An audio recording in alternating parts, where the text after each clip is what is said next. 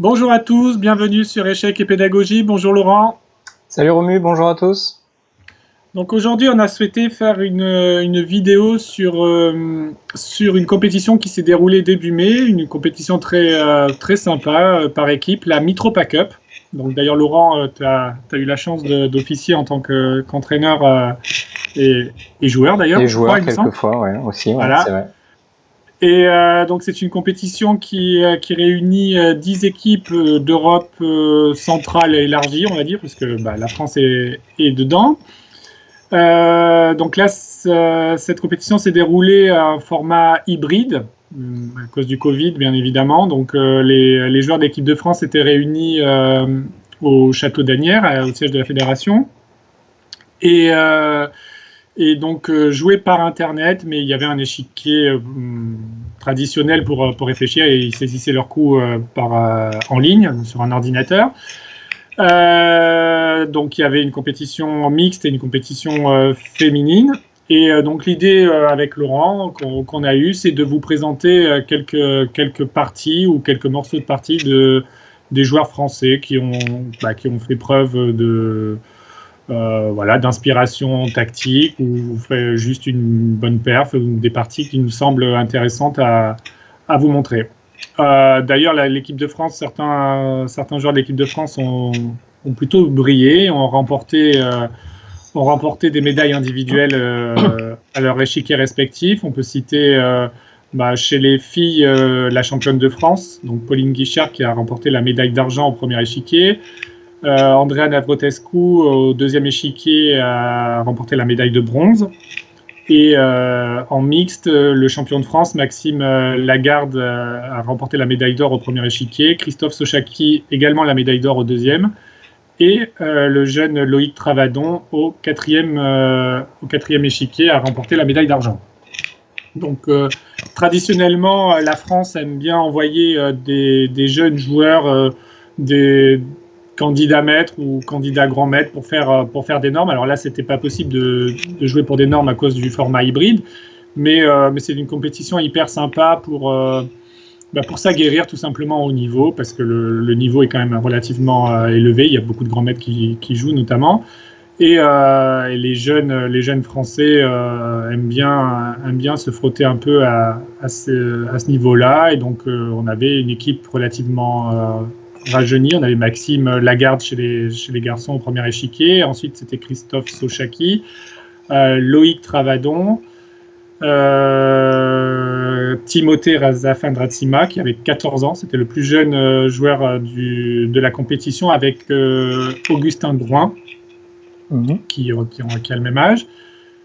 J'oublie personne, je crois, chez les garçons. Laurent, je pense que c'est ça, ouais. Je pense que c'est ça. 5 et chez joueurs. les filles, à chaque fois, en fait, il y a 4 échiquiers, mais on a droit à un remplaçant. Donc c'est ça, 5 joueurs. Et ensuite, chez les filles, Pauline Guichard, donc Andrea Navrotescu, Cyrielle Montpeur, Anaël Afraoui et Anicia Thomas. Ouais, c'est ça. Je crois que tu n'as oublié personne. Voilà, ça va, la mémoire fonctionne encore.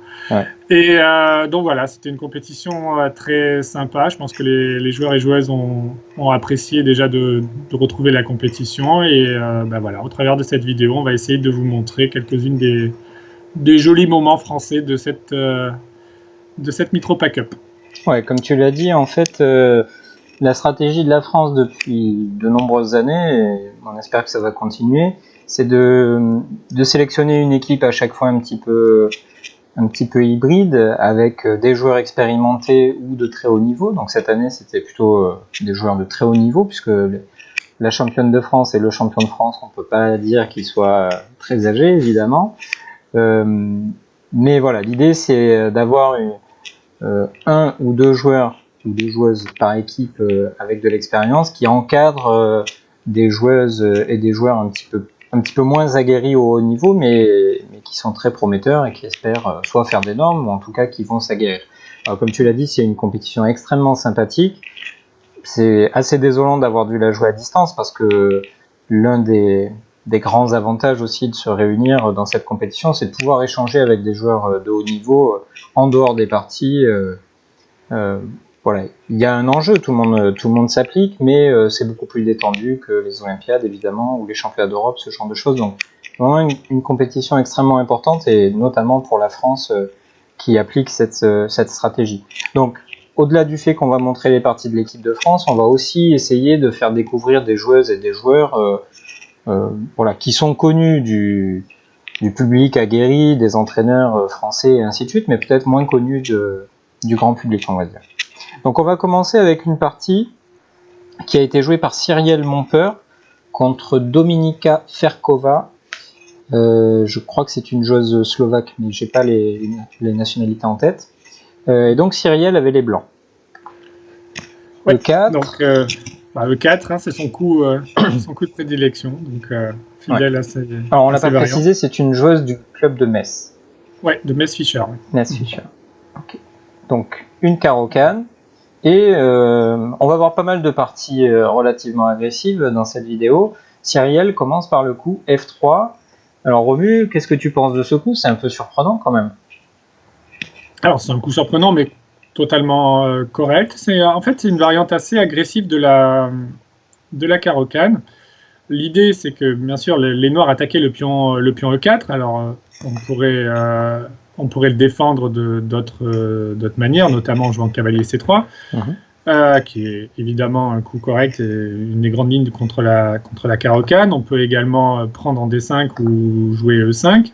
Ce sont les autres possibilités traditionnelles, on va dire. Mais le coup F3 a aussi son avantage.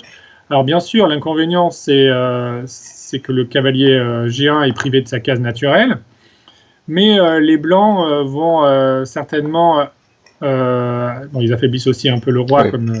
Je fais des flèches pendant que tu parles, histoire de... C'est bien. C'est plus lisible. Ouais, et donc, le coup F3 ne comporte pas que des avantages. Donc, il affaiblit un peu le roi. Il prend donc la case naturelle du cavalier G1, mais il soutient parfaitement le pion E4. Et ça permet, en cas de prise en E4, de reprendre avec un pion et de garder le duo E4-D4, donc ce qui est assez intéressant. Et en même temps, ça ouvrirait la colonne F pour la future tour qui va venir sur cette case. Donc, il y a, comme souvent, avantage, inconvénient, mais c'est une façon intéressante de jouer contre la caro-can. Et Cyrielle, qui est une joueuse agressive, aime bien cette variante. Donc là, la suite logique, c'est ce qui s'est passé dans la partie, c'est que les noirs, justement, essaient d'exploiter l'affaiblissement des cases noires avec, suite à l'échange en E4, le coup E5, qui est tout aussi agressif, ça relève le défi en quelque sorte, et ça prépare le coup Dame H4, qui ferait échec, et qui, par la même occasion, attaquerait le pion E4. Et bien entendu, tout en libérant la dame, on a aussi l'avantage de mettre une certaine pression sur le centre. Donc cavalier F3, c'est logique, hein, il faut empêcher Dame H4. E prend D4, les noirs ont réussi à lutter pour casser le centre de l'adversaire, mais pour ce faire, ils ont joué énormément de coups de pion.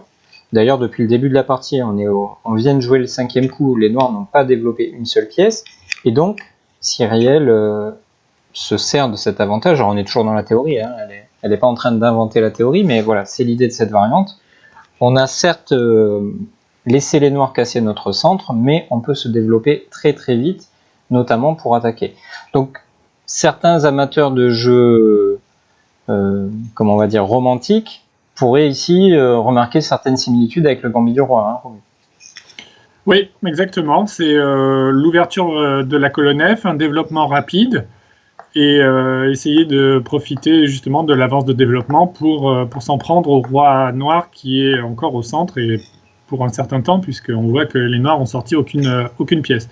Donc c'est une ligne assez dangereuse, et il faut se méfier avec les noirs, notamment dans les ordres de coups. J'ai souvenir d'une partie au dernier tournoi des candidats entre Maxime Vachier-Lagrave et le jeune russe Alexenko.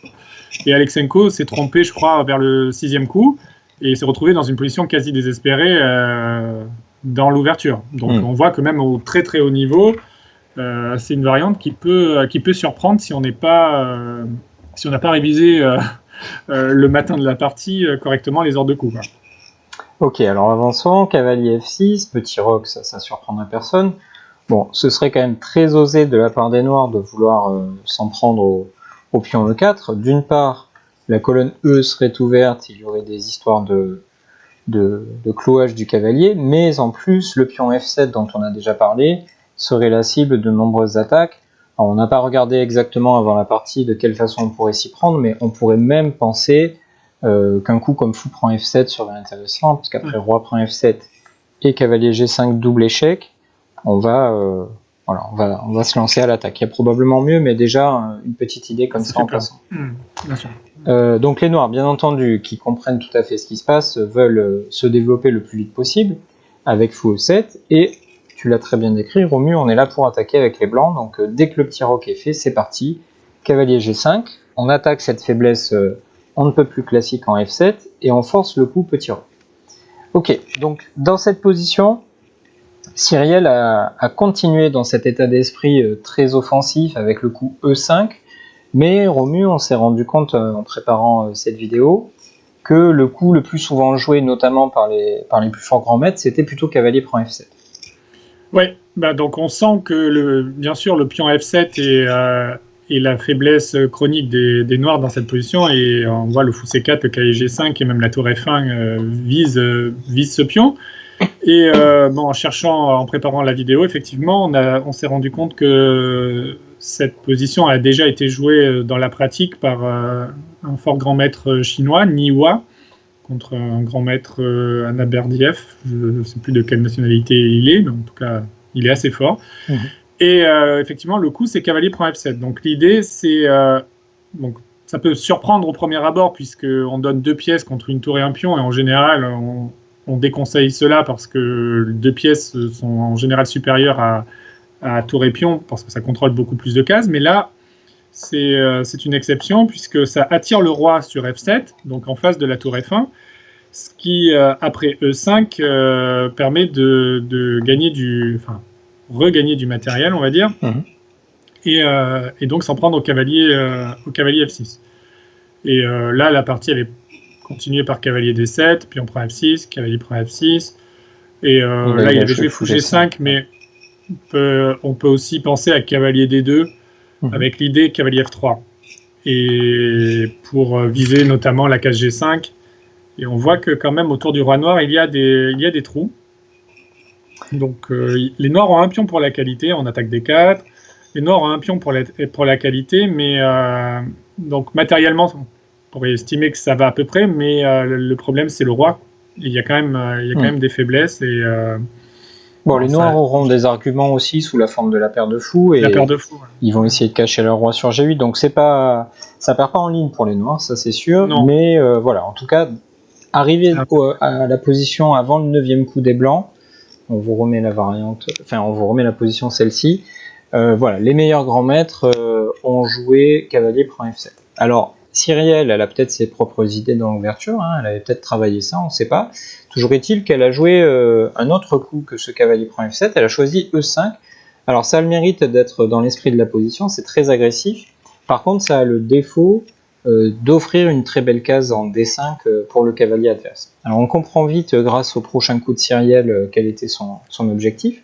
Le fait d'avoir chassé le cavalier offre à la dame la case H5, donc qui est un excellent spot évidemment. On menace mat en H7, on attaque F7 avec une nouvelle arme, et le cavalier qui était très bon en défense s'est retrouvé ici sur une case bien moins utile pour la défense. Le cavalier est bien placé au centre, mais moins utile pour la défense.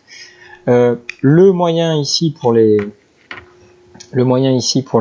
noirs d'empêcher le mat, c'est fou prend G5, c'est ce qui a été joué dans la partie. Si l'adversaire de Cyrielle, Ferkova, avait choisi H6, alors il y avait des petites variantes assez amusantes. Alors loin d'être facile, on en a fait une petite sélection. Cavalier prend F7, dame E8. On aurait pu penser à ce coup-là avec les noirs en se disant j'inverse la tendance et je deviens celle qui attaque, puisque le cavalier F7 est cloué. Mais il y a ici un joli coup tactique qui est le coup E6, qui permet de soutenir le cavalier et d'attirer le fou en E6, de telle sorte que désormais ce fou E6 devienne une cible. Et la suite de la tactique, c'est cavalier prend H6, un sacrifice de destruction, G prend H6, on prend là-bas sur F8, alors attention, la dame noire est toujours attaquée, ce qui signifie qu'il faut reprendre avec quelque chose pour sauver la dame, donc soit la dame elle-même, soit le roi. Le roi, on voit rapidement que ça va pas parce qu'il y a fou prend H6, échec, et la dame est perdue. Et donc si les noirs, on va revenir au bon endroit, si les noirs prennent avec la dame, maintenant on a dame G6 échec, qui va donc permettre de ramasser le fou qu'on a attiré précédemment sur cette case-là. Donc toutes ces variantes-là, au mieux, démontrent le côté tactique de la variante choisie par la française au troisième coup. Hein. C'est extrêmement agressif. Ouais, le jeu est très ouvert, les pièces sont postées très agressivement très tôt dans la partie, et donc c'est pas surprenant qu'on ait des variantes de ce type, comme tu viens de le montrer. Et on voit que tout de suite, le roi noir est pris à partie, et il faut faire preuve d'une extrême précision avec les noirs, sous peine de vite avoir des problèmes. Donc si nos abonnés ont un train à prendre et ont besoin de gagner rapidement face à la carocane, ils peuvent se pencher sur cette variante. Voilà. Bon, après, les noirs ont des arguments, évidemment, mais effectivement, oui, ça donne un jeu qui peut correspondre aux joueurs d'attaque, et ceux qui aiment bien les parties un peu avec des sacrifices, des choses comme ça. Donc là, la joueuse slovaque elle a éliminé le cavalier qui est assez pénible. Fou prend, dame D7. Ok, donc ça, idée un petit peu surprenante parce qu'on bouche la diagonale de notre propre fou, mais on comprend bien que puisque les blancs se sont lancés à l'attaque féroce, les noirs ont intérêt à échanger les dames, et donc elles préparent tout simplement dame G4 pour imposer ce fameux échange. Vous savez que lorsque le roi est attaqué, une méthode de défense, c'est l'échange des dames. Alors ici, on est toujours dans la théorie quand même. Hein. Donc est-ce que justement Cyrielle avait consciemment choisi le coup E5 par rapport à cavalier prend F7 ? On ne sait pas, mais ça peut être une idée. Et il y avait une partie entre un certain Dobrov face à Lazaridis, qui s'est joué en 2004 avec le coup H3 justement, qui est destiné à éviter cet échange de dames. Et dans la partie, alors le bon coup ici c'était dame E6, mais dans la partie, le joueur avec les noirs avait choisi tour E8, et là le joueur blanc a raté cette petite tactique avec fou F6, qui est un coup intéressant pour lancer une attaque décisive. Hein, Romain. Oui, donc l'idée c'est d'éventrer le roc des noirs, et bien sûr on menace dame G5, et on profite de la disparition du fou de case noire pour essayer justement d'attaquer sur notamment la case G7. Donc après pion prend F6, on ferait pion prend F6, donc on remenace dame G5 échec et suivi du mat en G7. Et donc si roi H8, si le roi part pour essayer d'éviter que dame G5 fasse échec, on joue simplement fou D3, et on voit que le pion H7 est indéfendable, et donc dame prend H7 à suivre, c'est mat. Ok. Et on peut imaginer cavalier prend F6. Cavalier prend F6 pour rendre un peu de matériel et éliminer ce pion qui est vraiment très très pénible, mais on se précipite pas, on ne prend pas tout de suite le cavalier, on fait d'abord dame G5 échec, de façon à, après roi F8, à faire dame prend F6, et on menace fou prend F7, enfin entre autres, il n'y a pas que fou prend F7, dame H8, tour prend F7, c'est aussi à l'ordre du jour, enfin bon, il y a beaucoup, là c'est fini, il n'y a pas de défense. On voit le retard de développement pris par les noirs. Hein. Au début de la partie, ils ont joué, on a dit, 5 coups de pion pour lutter face à la stratégie centrale des blancs, mais ils n'ont jamais pu rattraper ce retard, justement parce que les blancs se sont lancés à l'attaque très tôt et n'ont pas laissé de répit à leur adversaire. Donc ce coup H3 est intéressant, c'est un coup théorique du coup, et Cyrielle n'a pas trouvé nécessaire d'empêcher ce coup dame G4 et a joué l'autre coup finalement qui empêche dame G4, donc elle l'a empêché à sa façon, avec fou D3, donc tout bêtement une menace de mat sur H7. Donc là Romu, quand on est en début de partie et qu'on se fait sauter à la gorge comme ça, c'est pas très agréable d'avoir les noirs. Non, c'est la deuxième menace de mat alors qu'on est au 12e coup, donc on comprend que les blancs ne veulent pas que du bien, et donc c'est pas vraiment surprenant que la joueuse avec les noirs finisse par craquer déjà. Donc là elle avait 2 coups à sa disposition pour parer le mat, et malheureusement pour elle s'est trompée. Le bon coup était H6. Alors probablement qu'elle n'a pas joué ce coup parce que elle a peut-être eu peur, ou en tout cas, je sais pas, je suis pas dans sa tête, mais j'imagine qu'elle a dû envisager fou prend H6, qui au premier abord fait un peu peur. Mais parce que si le pion prend, dame prend, on voit que le roi noir est désespérément faible, voire mat. Mais sur fou prend H6, elle aurait pu justement appliquer son idée. Ouais, exactement. Sur fou prend H6, elle pouvait jouer dame G4. Et pour proposer cet échange de dames, si les noirs échangent les dames, bon, évidemment, c'est un gros ouf de soulagement, et ensuite ils pourront développer tranquillement leurs pièces et avoir une position acceptable. Et après dame G4, la position est pas si évidente. Non, l'échange des dames est imposé d'ailleurs. On n'a pas de coup pour éviter l'échange des dames. Et ensuite, que la meilleure gagne. Hein, si oui, les après dames tout reste à faire. Voilà. Bien sûr. Alors après H6, probablement la française avait-elle prévu le coup fou F5 justement pour interdire ce dame G4 qui est l'idée centrale de la défense adverse, on va dire. Mais maintenant, bon, si la dame s'en va, tout simplement, on va pouvoir appliquer notre idée avec fou prend H6, et là on va avoir vraiment beaucoup d'attaques, comme on l'a déjà dit. En revanche, une bonne technique de défense, une autre technique de défense, c'est de sacrifier du matériel pour inverser un petit peu la tendance, si vous voulez changer la nature de la position. Et ici, sans doute, il fallait jouer dame prend F5 avec les noirs. On offre notre dame, mais en échange, on va avoir pas mal de matériel. Donc là, si je compte bien, on se retrouve avec une tour, un cavalier et un pion, si j'ai rien oublié. Et en plus, on a toujours ici le fou G5 qui est attaqué, le pion C2 qui est attaqué, donc on va encore gagner du matériel, probablement le pion C2 avec les noirs. Et tout à coup, l'attaque des blancs, j'allais dire, s'essouffle. Voilà, c'est pas qu'elle s'essouffle, c'est qu'elle n'existe plus, il n'y a plus suffisamment de pièces pour attaquer, et donc on change la nature de la position. C'est une autre méthode défensive à laquelle probablement cette joueuse avec les noirs n'a pas pensé. Donc, dans la partie, elle n'a pas choisi H6 qui était la bonne suite et qui aurait été pas très clair, et elle a choisi un coup qui fait quand même mal aux yeux, hein, le coup G6. Oui, elle joue G6 qui effectivement est un coup qui fait un peu peur puisque les cases noires sont extrêmement affaiblies, les noirs n'ont plus leur coup de case noire et jouent un coup qui affaiblit dramatiquement la case H6, la case F6, il y a la présence du pion en E5, le fou en G5, la dame qui rôde autour du roi noir. Donc, c'est pas vraiment surprenant que Cyrielle ait trouvé un moyen de poser des problèmes sur case noire autour du roi adverse. Donc, bien évidemment, elle a joué dame H6. Donc, l'exploitation des cases noires affaiblie. Donc, on menace déjà fou F6. Déjà. Donc, là, elle a joué. Difficile à empêcher. Donc, dame E6, une idée intéressante. Pourquoi ? Parce que si fou F6, désormais, les noirs se défendent par cavalier prend F6, pion prend F6, et heureusement pour eux, ils ont le coup dame E3, voilà, échec, qui force l'échange des dames, et on est sauvé in extremis. Mais bon, lorsque les cases noires sont aussi faibles, on n'a pas trop d'espoir vraiment que cette seule défense puisse fonctionner. C'est trop tiré par les cheveux, et c'est évident que l'affaiblissement est vraiment trop grave pour que ça puisse tenir. Donc effectivement, ça retarde l'échéance. Mais c'est sûr et certain qu'avec un ou deux coups précis, la défense va craquer. Et Cyrielle a très bien joué, là d'ailleurs. Elle a joué C4.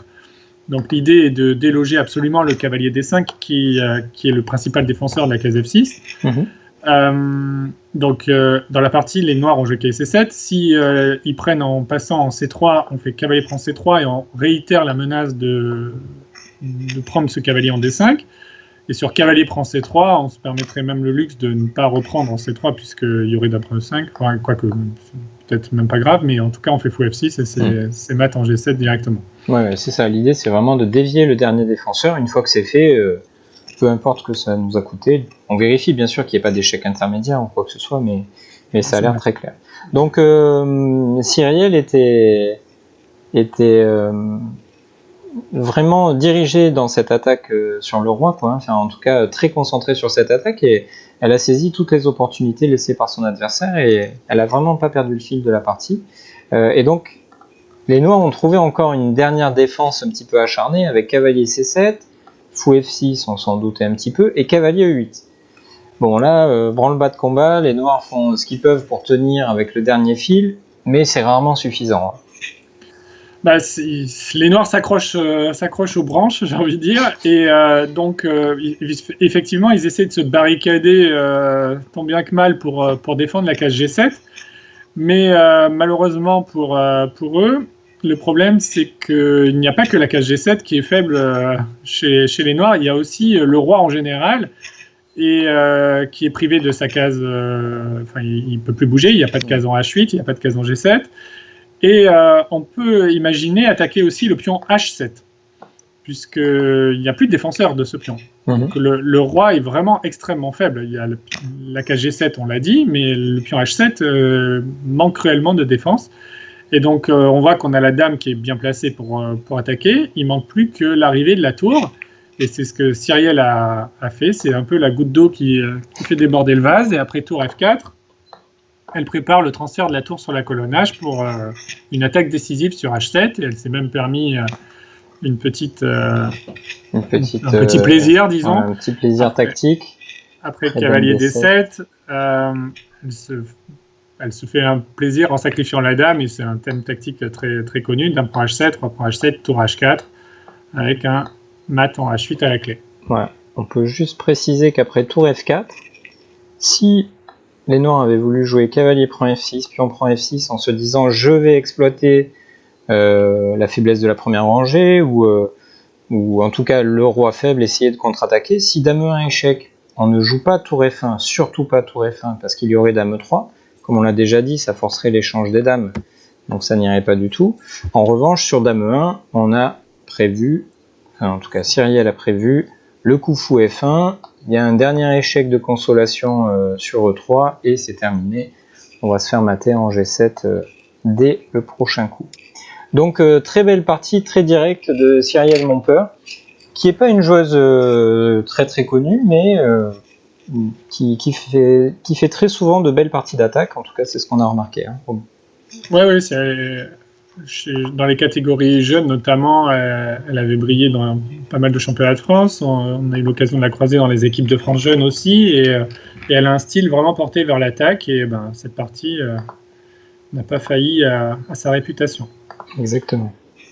Alors, on va, si la technique veut bien être avec nous, on va passer à une autre partie jouée par Andrea Navrotescu face à la joueuse hongroise Barbara Juhász. Je ne sais pas si ça se prononce comme ça, mais bon.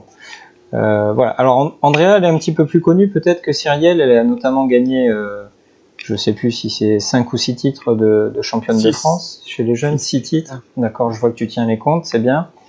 Et c'est une joueuse qui a joué dans la même équipe que moi, voilà, il y a 1 ou 2 ans. Donc Andrea, on la salue, et évidemment elle est de plus en plus connue, on la voit partout à la télé et ainsi de suite, puisqu'elle s'est lancée dans le streaming il y a quelques mois je crois, hein. Donc vous connaissez probablement sa chaîne, si vous la connaissez pas on vous la mettra dans le descriptif. Donc Andrea, c'est une joueuse assez aguerrie, elle a fait, comme on a dit, beaucoup de championnats d'Europe, beaucoup de championnats du monde, et elle a souvent participé à la Mitropa Cup notamment. Elle a joué aussi les Olympiades, les championnats d'Europe, donc voilà, c'est vraiment, elle fait maintenant partie du gratin français, on va dire, au niveau des échecs féminins, et c'est une joueuse qui aime l'attaque, qui est assez directe, et ici elle a obtenu un avantage, notamment grâce à la préparation de l'entraîneur qui était Mathieu Cornette. Elle a obtenu un avantage d'ouverture, mais c'est pas le tout d'avoir l'avantage dans l'ouverture, il faut aussi savoir le concrétiser, et c'est ce qu'Andrea a fait très très bien dans cette partie. Donc déjà, Romu, pourquoi est-ce que les blancs ont l'avantage ?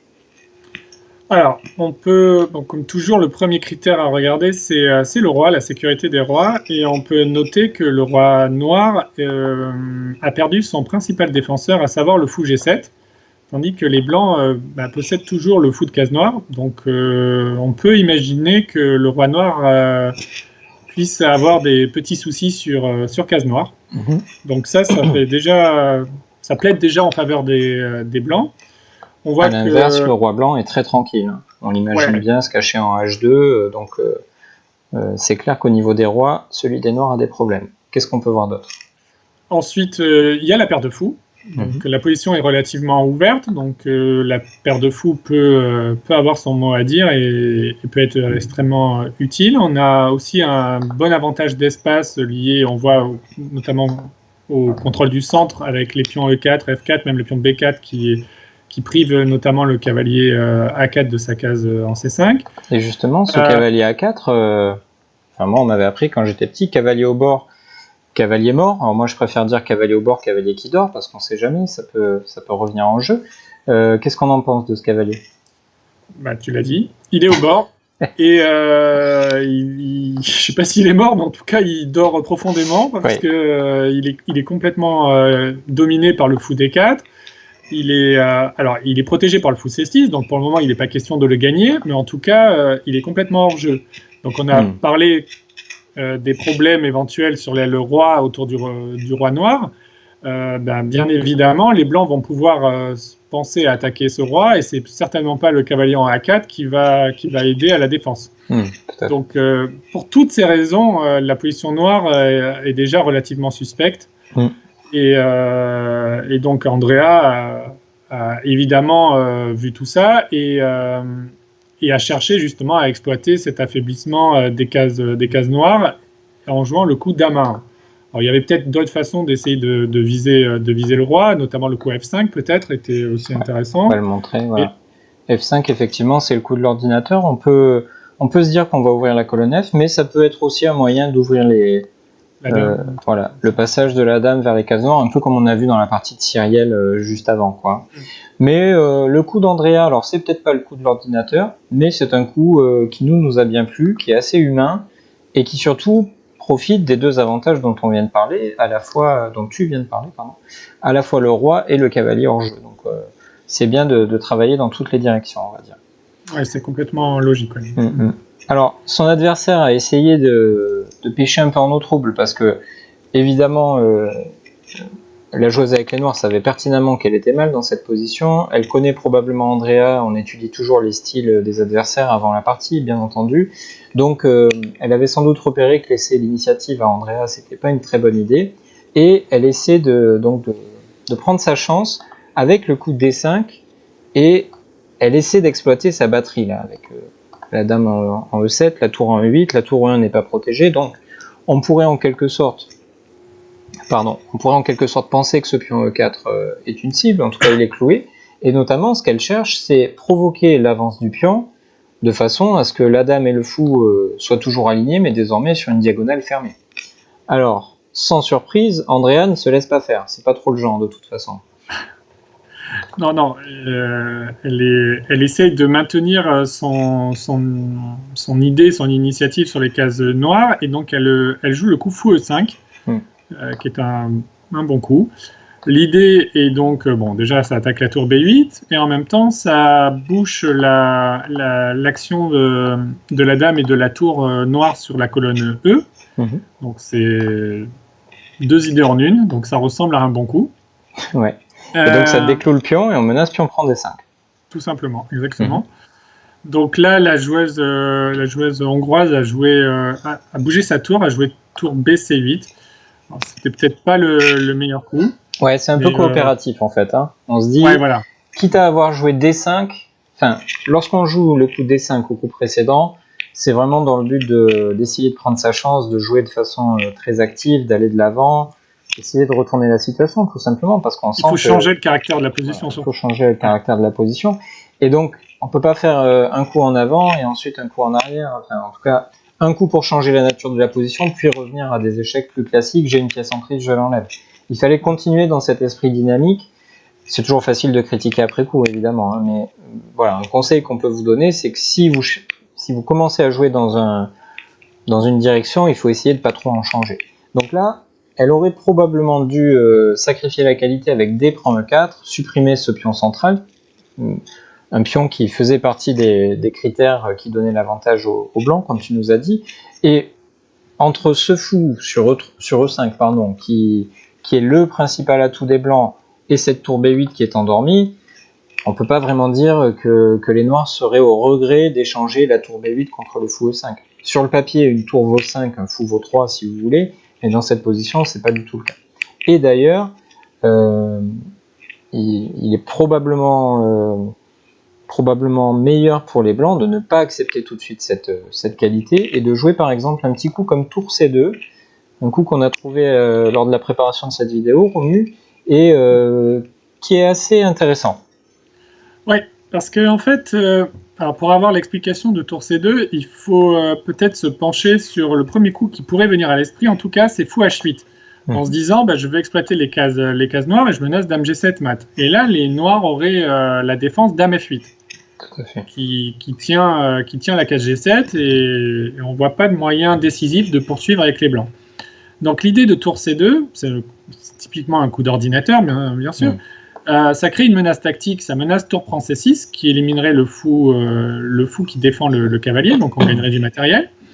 Et donc ça force, ou en tout cas ça attire la dame à la défense de ce fou, donc par exemple un coup comme dame E6. Et maintenant, sur E6, la dame ne peut plus aller sur la case H8, sur la case F8, pardon, pour défendre les cases noires, puisque évidemment elle est sur une case blanche. Donc on pourrait jouer fou H8 tout de suite. Ouais. Probablement, ouais. Et déjà profiter de ça. Mais il y a même encore plus fort, avec fou F1. Fou F1, histoire vraiment de faire participer tout le monde à la fête. Et l'idée, c'est de faire intervenir le fou sur la case C4. Et là, ça commence à devenir vraiment difficile pour les noirs. Les pièces sont éparpillées, le roi est très très faible, et on voit que toutes les pièces blanches sont à l'attaque. Ouais, le donc pourquoi du fou F1, c'est que sur fou H8, le seul moyen d'empêcher dame G7 mat, ce serait de jouer F6. Et donc, on anticipe cette seule défense avec les blancs, et en ayant placé le fou sur F1 précédemment, derrière, ça nous donne du fou C4 avec beaucoup d'attaques. Alors, quand on voit ce genre de variante où on commence à réfléchir soit à faire mat, soit à gagner la dame, on comprend que les blancs ne vont pas s'abaisser à ramasser le cadavre de la tour B8, on va dire. Voilà. Si on est beaucoup plus intéressé, le but du jeu, c'est de faire mat, et c'est de gagner beaucoup plus que cette petite qualité, on va dire. Ok, donc, les noirs auraient pu mieux défendre, mais probablement c'était déjà trop tard. De toute façon, sur un jeu précis, et on peut compter sur Andrea pour que ce soit le cas, les noirs n'auraient pas pu se sauver. Donc voyons la partie. Yuaz a joué tour BC8 pour sauver donc un petit peu de matériel, et maintenant donc grâce à son coup fou E5, Andrea a fermé cette colonne, il n'y a plus de clouage, donc on ramasse un pion, on gagne un tempo sur le fou, et en plus on a ici un pion passé. Pion passé qui va tout de suite être utilisé, D6, ça a le mérite de dévier la dame, on menace aussi D7 selon l'endroit où la dame veut se déplacer, donc logiquement Barbara a choisi dame D7, et maintenant un petit coup d'Andrea, tour C1, dont le but probablement est d'éviter ce vis-à-vis un petit peu désagréable dans certaines variantes. Alors, on n'est pas là pour critiquer chaque coup, peut-être que tour C1 c'était pas le plus précis, mais c'est très naturel, et c'est suffisant surtout. Ouais. Ok, donc cavalier tour B6. C1, cavalier B6, elle a échangé. Voilà. Centralisation, dame D4, ça peut pas faire de mal avec tempo sur le cavalier B6. Exactement. Bon, elle améliore ses pièces, elle sait que sur le long terme, de toute façon, elle a un avantage décisif. Le roi sera dramatiquement faible jusqu'à la fin de la partie, donc elle cherche à ce que ses pièces soient le plus harmonieusement placées et tout le monde est bien défendu. On voit qu'il n'y a pas de vis-à-vis gênant, il n'y a pas de pièces en l'air, il n'y a pas d'espoir de contre-jeu pour les noirs, donc au niveau pratique, en tout cas, c'est très bien joué. Ouais, c'est très propre. Ouais. Tour C1 échec, roi H2, la fameuse petite cachette dont on avait parlé. Cavalier C4. Et maintenant que toutes les pièces ont été améliorées, on a évité le contre-jeu de l'adversaire, notamment sur la colonne E. Et ben c'est le bouquet final, Romu. Donc on y va, fou H8. Fou H8, on menace subtilement mat. Donc ça force F6. Ok. Et donc, comme on l'a dit tout à l'heure, à chaque fois que les noirs jouent F6, ça affaiblit les cases blanches. Donc maintenant, le fou G2 rentre en piste, et avec un effet décisif. Donc, fou D5. Petite astuce tactique de la part d'Andrea. Donc, alors, dans la partie, les noirs ont pris le fou, ce qui est évidemment un des coups qu'il fallait regarder. Et sur roi F8, qui est l'autre coup légal, dame prend F6, échec, roi E8 et tour E2, et ce sera bientôt mat. Ouais. Et donc dans la partie, roi H8, dame prend F6. Dame prend F6. Et la hongroise a préféré abandonner. Si elle avait voulu absolument continuer jusqu'au bout, elle aurait pu jouer dame G7, mais maintenant, dame D8 échec, va faire mat au prochain coup. Donc jolie partie, en tout cas jolie technique de réalisation d'Andrea. Qu'est-ce qu'on peut dire de plus sur cette partie? Pas grand-chose, si ce n'est que on voit tout l'intérêt de la préparation efficace, hein, notamment de Mathieu Cornette, qui est un grand spécialiste français des ouvertures, extrêmement réputé dans ce domaine-là. Et grâce à la préparation des entraîneurs, le fait de partir sur de bonnes bases, on va dire, permet ensuite aux joueuses et aux joueurs de montrer toute l'étendue de leur talent. C'est beaucoup plus facile à faire depuis une position saine, voire avantageuse, que depuis une poubelle, hein, pour parler trivialement.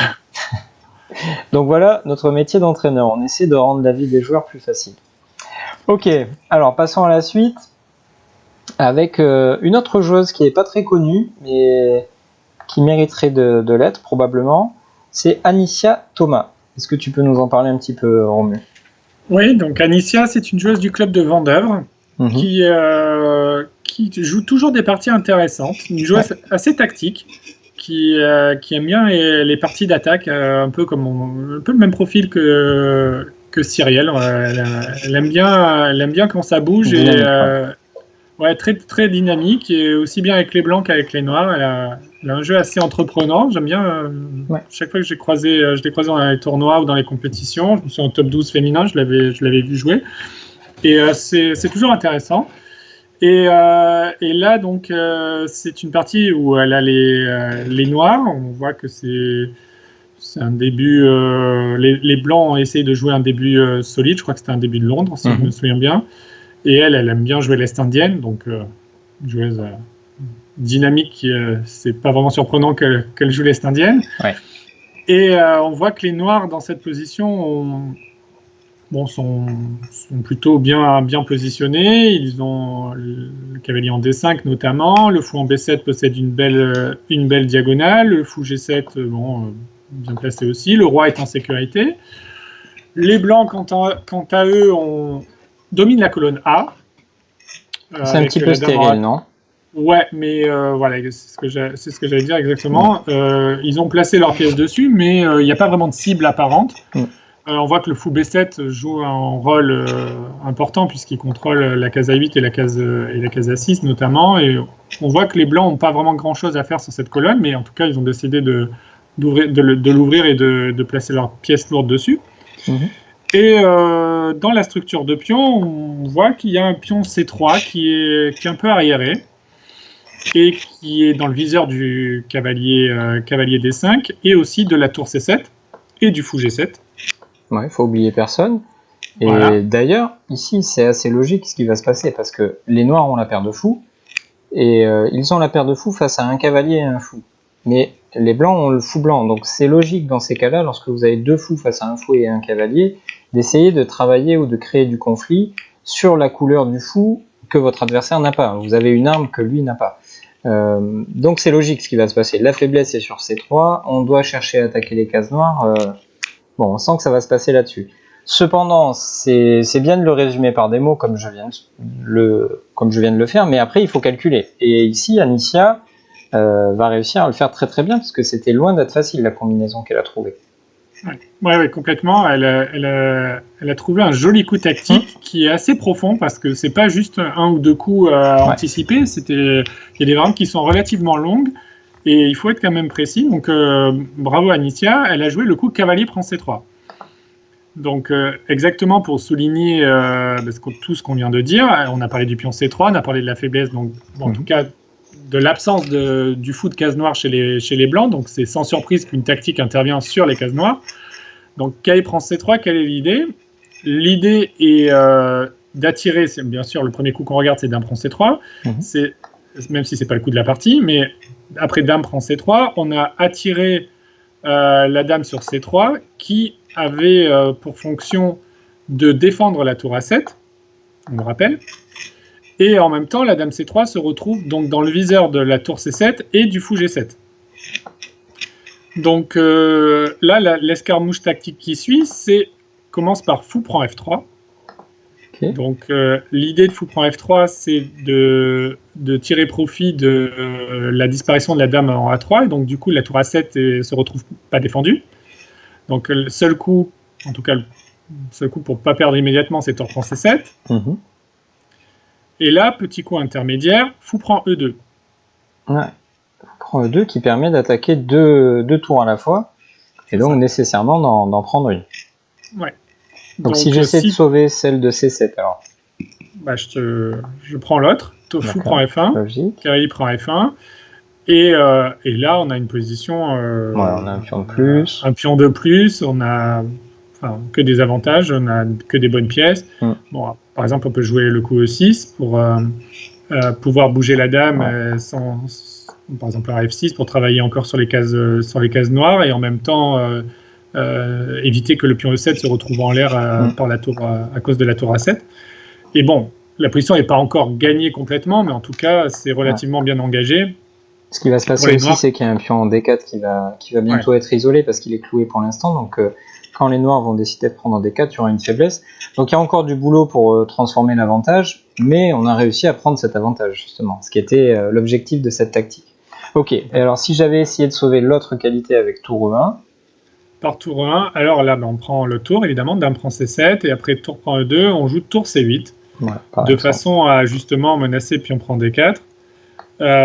Puisque la dame est dorénavant protégée. Et là encore, on a un pion de plus, les cases noires faibles, notamment la pression sur le pion D4, comme on l'a dit. Et bon, il est assez difficile de conseiller les blancs dans cette position qui, à mon avis, sont... Ouais. Après, peut-être qu'elle avait plus de chances pratiques dans cette direction-là. Peut-être, la joueuse Gilda Todd. Mais bon, en partie c'est toujours difficile hein, quand on se prend une combine comme ça de savoir dans quelle direction aller, sachant que tout est mauvais. Où est-ce qu'on aura le plus de chances pour se sauver, c'est pas toujours clair. Donc, en tout cas, sur cavalier prend C3, le très joli coup d'Anicia, son adversaire décide de tenter un coup avec fou C4. Alors on comprend l'idée. D'une part, le fou était attaqué par le cavalier, mais on essaie de couper les retraites de ce cavalier, c'est-à-dire, ok, tu es venu te sacrifier, mais je peux aussi t'enfermer à cet endroit-là et décider de ne te prendre que plus tard. Typiquement, si ici on joue cavalier D5, attention, le cavalier n'est pas suffisamment soutenu et on a du tour prend B7, tour prend B7, fou prend D5, et finalement les noirs ont juste réussi à donner deux pièces légères alors qu'ils n'ont qu'une tour, c'est pas satisfaisant. Donc fou C4 c'est pas bête quand même, hein, loin de là. Et Anicia était à la hauteur jusqu'au bout. Oui, elle a été précise. Et tout à l'heure je disais qu'il fallait pas avoir qu'un seul ou deux coups à l'avance. Elle a bien géré la suite de la partie. Elle a joué donc pion prend D4. Donc bon, un coup naturel bien sûr. On ouvre la colonne et donc on vise le fou C4 et en même temps le cavalier C3 aussi est dans le viseur de la tour C7 qui pourra peut-être le protéger plus facilement. Donc ici c'était possible de prendre du cavalier. Dans la partie, elle a pris du pion. Les blancs ont pris du pion. Ouais. Et si cavalier prend D4, alors qu'est-ce qui se passait? Alors sur cavalier prend D4, on peut imaginer déjà le coup D5 pour les noirs, qui est un bon coup. Qui attaque le fou C4, qui assure une case assure la case de retraite au cavalier E4 et qui en même temps contre-attaque, prend le centre. Tempo, en fait, c'est le coup de l'ordi. Mais on a trouvé quelque chose de peut-être plus clair que ce D5, en tout cas qui va permettre de simplifier et d'obtenir un avantage plus clair. En fait, ici, on est en train de regarder une tactique qui nous fait beaucoup penser à notre regretté ami Xavier Parmentier, qui avait l'habitude d'appeler ces tactiques avec des prises multiples les tactiques supermarché. Probablement, on vous présentera ça en vidéo d'ici quelques temps. Tout simplement parce que il nous disait que ça lui faisait penser à quelqu'un qui fait ses courses, qui entre dans le camp adverse et qui ramasse tout ce qui se présente. Donc ici, il faut regarder les prises qui s'enchaînent, et une prise qui est possible, c'est le coup fou prend D4. Après tout, les noirs ont déjà gagné un pion. C'est logique d'appliquer cette comment on va dire, cette stratégie hyper basique qui est, lorsqu'on a du matériel d'avance, on doit échanger le matériel pour entrer dans une finale favorable. Donc ici, prise en D4, puis le pseudo-sacrifice tour prend C4, ça peut être intéressant, puisque si cavalier prend, on va récupérer notre qualité avec la fourchette en B5, dame A4, prise en A7, dame prend A7, attention, c'est pas fini, hein, parce que ici vous avez deux choses en prise, le fou et le pion B6, attaquer deux fois, on va pas rendre le matériel si facilement, et il fallait avoir vu le petit coup final dame A8, alors qui n'est pas final d'ailleurs, mais qui est le coup important plutôt. Voilà, on s'arrête pas en si bon chemin au niveau des attaques, on vient ici presser le pion G2, ce serait dramatique pour les blancs de perdre le pion central de leur petit roc, et quoi qu'il arrive, les blancs vont être en difficulté. Sur tour 1, vous avez tout simplement fou prend G2, on vient de le dire, avec une finale très avantageuse, et en cas d'échange, voilà, en cas d'échange sur A8, tour prend A8 et cavalier prend B6, les blancs ont récupéré leur matériel, mais ce n'est que momentané, puisque en bout de ligne, vous avez tour A6 qui force cavalier C4, mais maintenant, il y a une petite brochette d'actualité, c'est bientôt l'été, et donc tour A4 qui récupère le matériel, tout simplement parce qu'après tour B1, vous avez fou E4, et la tour ne peut pas être au four et au moulin, donc ici, elle doit surveiller la première rangée pour éviter le mat, mais aussi protéger ce pion en B4. C'est pas seulement la perte du pion B4 qui va être dramatique, c'est le fait que derrière, D4 aussi sera faible. On a un fou face à un cavalier avec potentiellement des dominations qui entrent en ligne de compte. Alors, est-ce que Anicia avait vu tout ça? On ne sait pas. On l'en croit tout à fait capable, mais c'est pas du tout facile à voir.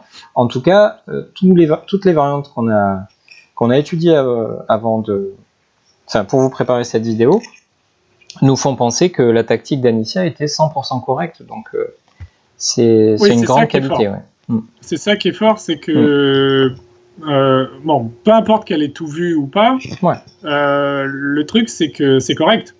Ouais. Et surtout, elle a fait preuve de confiance en elle parce que, comme tu l'as dit, là, la variante que tu viens de montrer, elle est relativement longue, donc peut-être qu'elle n'a pas, vu ou anticipé tout, mais en tout cas, elle a eu confiance en elle et elle a eu le feeling. Elle a eu confiance en elle et donc du coup, elle a osé jouer ce coup. Donc c'est ça qui est important. Et parfois, on entend chez nos adversaires, j'allais dire, chez nos élèves. Oui, j'ai pas osé jouer ce coup parce que j'ai pas vu tout jusqu'à la fin. C'est pas grave. Si vous voyez une idée qui vous semble intéressante, qui vous semble instructive et qui vous semble juste correct et que vous voyez pas de réfutation à votre idée, il faut y aller. C'est que certainement, au moins en pratique, c'est clairement intéressant. Donc, n'hésitez pas à vous faire confiance, et c'est ce qui a été le cas dans la partie d'Anicia. Donc foncez et bon, peut-être que vous avez raison, hein, tout simplement. Ouais, c'est ça, il faut suivre son intuition. Si intuitivement on pense qu'un coup est bon et que nos capacités de calcul viennent le confirmer, voilà, on va pas refuser de jouer un bon coup simplement parce qu'on croit que peut-être on a oublié quelque chose. Si on a oublié quelque chose, c'est la vie, mais voilà, surtout ne pas avoir de regret de ne pas jouer un coup qu'on avait envie de jouer, quoi. Ok, et donc Anicia, alors moi je la connais un tout petit peu, hein, on a joué en équipe de France ensemble en Italie pour la Mitropa, c'était en 2018 je crois, un excellent souvenir pour les deux équipes, on avait fait des médailles notamment, et donc je sais que parfois Anicia elle peut manquer un petit peu de confiance en elle, alors que vraiment elle calcule très très bien, donc ici elle a pas hésité et c'est super pour elle. Alors voyons la suite de la partie. Donc on vient de regarder cavalier prend D4. Dans la partie, les blancs ont choisi E prend D4. Alors c'est pas fini, on continue dans les échanges. Fou prend F3 qui permet, comme tu nous l'as dit tout à l'heure, d'ouvrir la 7e rangée, d'exploiter ce vis-à-vis. Il est logique que ce soit les blancs qui prennent. Dame prend C7. Alors si G prend F3, bon ça c'est pas très sorcier, hein, on va avoir des choses à base de fou prend D4. On récupère encore du matériel. La structure des blancs est totalement saccagée avec seulement des pions faibles, mais attention quand même, un petit dernier détail, avec le coup tour C1, qui attaque le cavalier, mais qui aussi vise la dame. Ce qui signifie que si on enlevait le cavalier, alors de toute façon ce cavalier il n'a pas de case, mais si le cavalier avait eu une case, il aurait fallu faire attention à fou prend F7 échec et la dame ensuite était dans le viseur de la tour. Mais ici on a un dernier coup, voilà. De toute façon notre position est saine, donc il est logique que la tactique nous soit favorable. On a une dernière possibilité avec D5, sachant que les blancs ne peuvent pas exploiter le vis-à-vis entre la tour C1 et la dame C7 par fou prend D5, parce qu'on aurait la petite surprise de la chef Anicia avec cavalier E2 échec. Ok. Donc revenons, ici, il y a eu dame prend C3 dans la partie, et Anicia a tranquillement reculé son fou sur D5. Alors là aussi, hein, c'est la même idée. On ne pouvait pas reculer n'importe où. Voilà, si le fou veut bien se déplacer, à cause de fou prend F7, toujours la même histoire. Mais donc, encore une fois, si on a une position saine, la tactique devrait nous être favorable. Et ici, on a fou D5. Et tout au bout de cette longue tactique truffée de petites variantes qui nécessitait beaucoup de précision, Anicia termine avec un pion de plus. Et derrière, elle a eu une super technique. On ne peut pas montrer seulement cette partie d'Anicia. On a encore beaucoup de choses prévues. Mais voilà, vraiment, on félicite Anicia pour cette magnifique combine parce que, comme tu l'as dit, il fallait à la fois avoir bien calculé, mais aussi se faire confiance. Et elle a juste été top sur ce coup-là. Ouais, bravo. Ouais. Très belle partie. Ok, alors les joueuses françaises ont très bien joué, mais les garçons n'ont pas été en reste.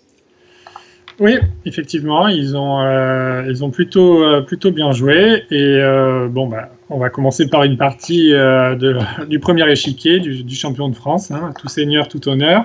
Exact. Et donc Maxime Lagarde qui a les blancs contre le grand maître donc il joue pour la Suisse si je ne me trompe pas, Sébastien Bogner, donc qui est un joueur relativement fort, qui est assez bien préparé dans les ouvertures et qui en général à battre, il est assez solide, donc même avec les blancs, c'est pas si facile de lui poser des problèmes. Ouais. Donc Maxime joue E4, qui est son coup de prédilection, même s'il est capable de jouer beaucoup de choses. Donc Caro-Can. Donc Bogner, à ma connaissance, joue beaucoup la sicilienne aussi. Donc je sais pas s'il s'est mis récemment à la Caro-Can ou si... ou si c'était une prépa ciblée, peut-être. Ouais. Bon, après, avec le Covid, il y a eu une pause forcée, donc peut-être que les joueurs ont profité de cette pause justement pour travailler d'autres choses. Donc voilà, mais en tout cas, ils jouent la Caro-Can. Et en plus, la Mitropa, comme on a dit, c'est une compétition extrêmement sérieuse. Hein. Tout le monde joue à fond, mais c'est moins important, évidemment, que les Olympiades, le championnat d'Europe ou des choses comme ça. Donc il y a aussi pas mal de joueurs qui testent... grandeur nature, on va dire, de nouvelles ouvertures. C'est l'occasion de le faire sans avoir trop d'enjeux. Bon, évidemment, si vous gagnez la Mitropa, vous êtes content, mais il n'y a pas de catastrophe si vous n'avez pas réussi à la gagner. Donc voilà, c'est peut-être ça aussi qui s'est passé. Ok, donc Maxime joue la variante la plus à la mode, la variante d'avance. Tout à l'heure, on a vu le coup F3 avec Cyrielle. Donc ici, il faut F5. Et maintenant, ce coup intéressant, H4. Alors, est-ce que le champion de France tente des pièges de petits poussins ? Non, quand même pas. Enfin, ok. On peut pas appeler ça un piège, mais non. Enfin, en tout cas à son niveau, sûrement pas. Donc l'idée, peut-être il faut parler de la structure de pion centrale. Donc les blancs ont choisi la variante, ce qu'on appelle la variante d'avance. Donc ils ont poussé le pion en E5. Un des avantages de la Caro-Can par rapport notamment à la défense française, on pourrait faire le parallèle, c'est que le fou en F5 peut sortir. Enfin, le fou de C8 peut sortir en F5. Donc, alors, je vais montrer rapidement. Peut-être que tout le monde ne sait pas ce qu'est la française. Donc, après la française, c'est ça. Le fou C8 se retrouve enfermé derrière sa chaîne de pions et notamment restreint par le pion en E6. Okay. Dans la Caro-Can, on peut obtenir la même structure, mais avec le fou qui est dehors. Puisque après D4, D5, E5, le rêve, entre guillemets, des Noirs est de faire fou F5 suivi de E6. Comme ça, pour avoir le beurre et l'argent du beurre. Et donc, l'idée de la variante avec H4, c'est que si les Noirs continuent naïvement par le coup E6, alors les Blancs pourraient jouer G4, qui attaquerait le fou, et sur fou G6, ah, pardon, je voulais montrer dans ce sens-là. On peut faire F3, tant qu'à faire.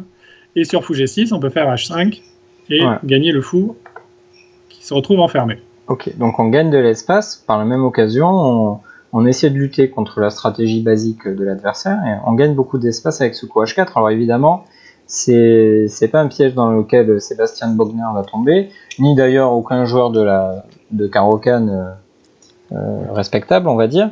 Donc l'objectif, c'est de provoquer des affaiblissements sur l'aile roi et notamment de provoquer le mouvement du pion H6 parce qu'on se doute que ce fou va devoir aller se cacher sur la case H7.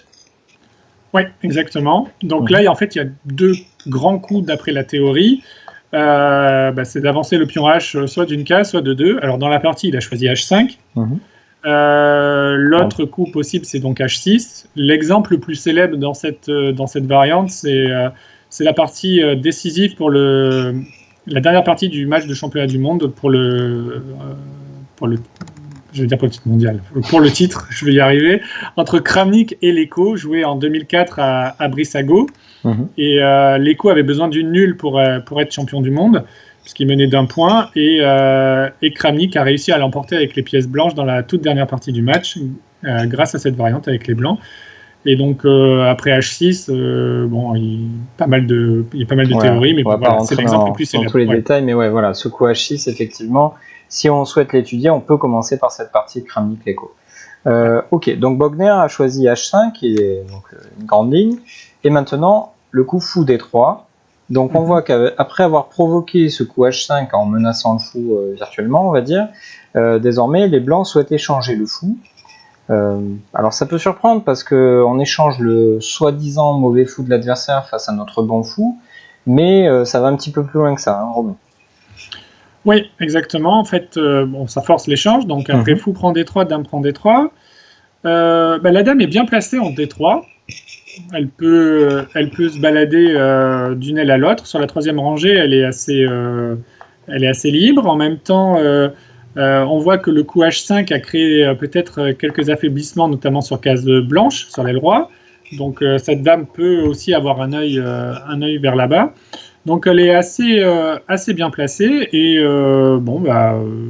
pourquoi pas jouer donc fou D3 avec les blancs. Ouais, et puis par la même occasion aussi on élimine ce fou qui est un mauvais fou théorique parce qu'il est sur la même couleur que ses pions, mais qui fait quand même pas mal de boulot. Il contrôle une diagonale importante. Éventuellement, il pourrait un jour venir en G4 pour s'échanger face à un cavalier. Donc, c'est pas un si mauvais fou que ça, et ça peut être intéressant de changer. Ok, donc prise en D3, et ici, Bogner choisit une variante qui a l'air très logique, mais qui est finalement un petit peu risquée, c'est le coup E6. Donc, Romu, tu m'as dit avant qu'on tourne cette vidéo que ici, c'était l'idée avec dame A5 qui était peut-être la plus intéressante. Ouais, j'ai joué ça quelques fois avec les blancs et j'ai regardé aussi pour certains de mes élèves. Et d'après ce que je sais dans cette ligne, c'est une variante une manœuvre assez thématique de la part des noirs, c'est de jouer dame A5 échec avec l'idée, fou D2, de jouer dame A6. Donc ça peut surprendre de jouer deux fois la dame dans l'ouverture, mais l'idée, c'est que les noirs sont absolument d'accord d'échanger les dames, puisque si jamais les blancs faisaient dame prend A6 dans cette position, après cavalier prend A6, les noirs ont une position complètement saine et solide. Ils vont poursuivre par E6. Certainement, ils vont ensuite développer les pièces et jouer C5 pour attaquer la chaîne de pions centrale. Et on peut même dire que là, les noirs seraient très très heureux de jouer cette position. C'est le rêve de tout joueur de Caro-Kann et de tout joueur tout court d'ailleurs de jouer ce type de position évidemment. Ouais.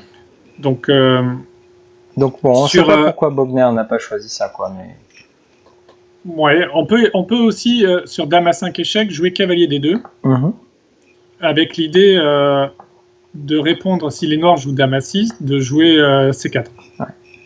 D'abord, il y a ce thème-là qui existe et on pour essayer de garder les dames. Voilà, c'est ça. Et de dire aux noirs, ok, tu as joué quand même 2 fois la dame dans l'ouverture et donc je veux te la laisser sur l'échiquier parce que tu as perdu du temps et moi je vais essayer de me développer plus rapidement et de profiter de mon avance de développement. Ouais. Donc voilà. Et ce coup C4 dans la vente d'avance, c'est quand même un coup, j'allais dire basique, mais avec les blancs, on joue très souvent C4 de toute façon dans la vente d'avance pour essayer de prendre l'initiative. Ouais. Donc c'est une façon complètement normale de jouer. Mais Ok. Bogner a joué aussi qui est un coup connu, bien sûr, Oui. mais qui est objectivement inférieur. Et on va le voir dans la partie, d'ailleurs, Maxime était au courant des détails. D'ailleurs, Maxime avait déjà joué, en préparant la vidéo, c'est toi Laurent qui a trouvé cette partie que Maxime avait joué sur Internet contre Hikaru Nakamura, donc un joueur de tout premier plan, et un des meilleurs joueurs du monde. Et ici, Maxime avait joué le coup qui est moins fort que ce qu'il a joué dans sa partie de Mitropa. Il avait joué cavalier F3. Bon, alors qui est moins incisif. C'était un blitz sur Internet, donc on peut se douter qu'il avait peut-être pas envie non plus de dévoiler ses préparations, ses armes. En tout cas, ici, pour la Mitropa et pour battre un joueur aussi solide que Bogner, il sort les grosses armes, on va dire, et il joue le coup fou G5. Alors on attaque la dame, on se dit que c'est assez basique finalement, c'est un coup de développement parmi d'autres.